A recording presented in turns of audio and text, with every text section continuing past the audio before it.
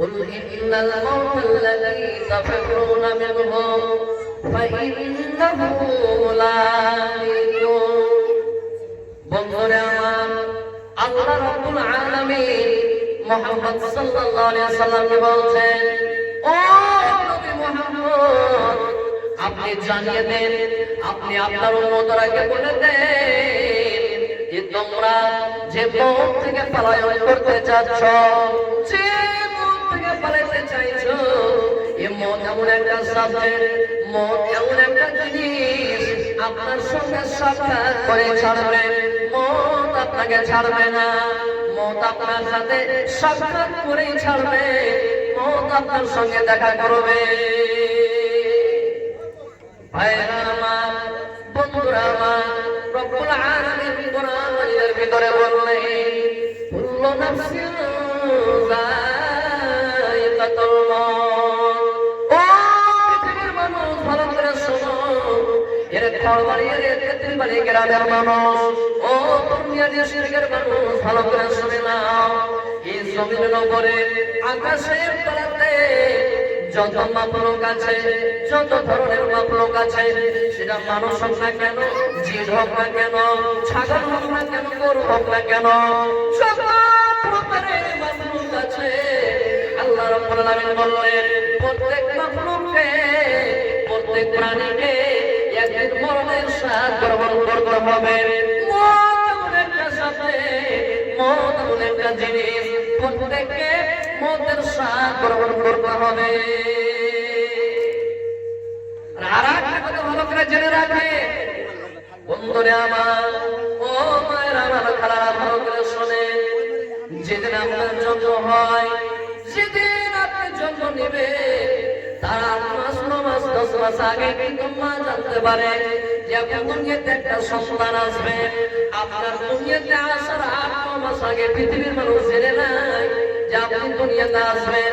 কিন্তু বন্ধুরে, মওত এমন একটা জিনিস, 1 সেকেন্ড আগে, 1 মিনিট আগে পৃথিবীর কোনো মানুষ জানতে পারবে না যে আমার মওত কখন আসবে। আরো একটা কথা ভালো করে শুনে রাখে, এই মরণের একটা জিনিস, এই মরণের কোনো সিরিয়াল নাই, মরণের কোনো সিরিয়াল নাই। কেমন কথা, আপনি যখন দুনিয়াতে আসেন, আপনার বড় ভাই আছে 3টা, আপনার বড় ভাই 3টা পর আপনি দুনিয়াতে এসেছেন, আপনি 4 নাম্বার।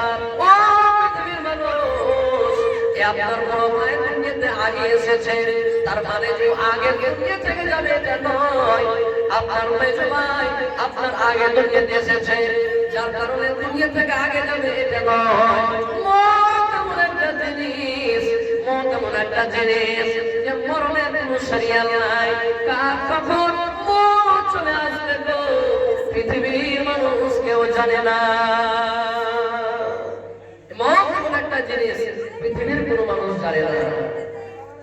রব্বুল আলামিন বললেন, ইন্নাকা মাইয়িতুন ওয়া ইন্নাহুম মাইয়িতুন। হে নবী, নিশ্চয় আপনারও মরণ হবে এবং আপনার পরে যত লোক আসবে প্রত্যেকের মরণ হবে, প্রত্যেককে মরণের স্বাদ গ্রহণ করতে হবে, প্রত্যেককে মরণের স্বাদ গ্রহণ করতে হবে। মানুষ মরবে না, মানুষ মরণের স্বাদ গ্রহণ করবে। একটা কবি বলেছে, কে বলে মানুষ মরে,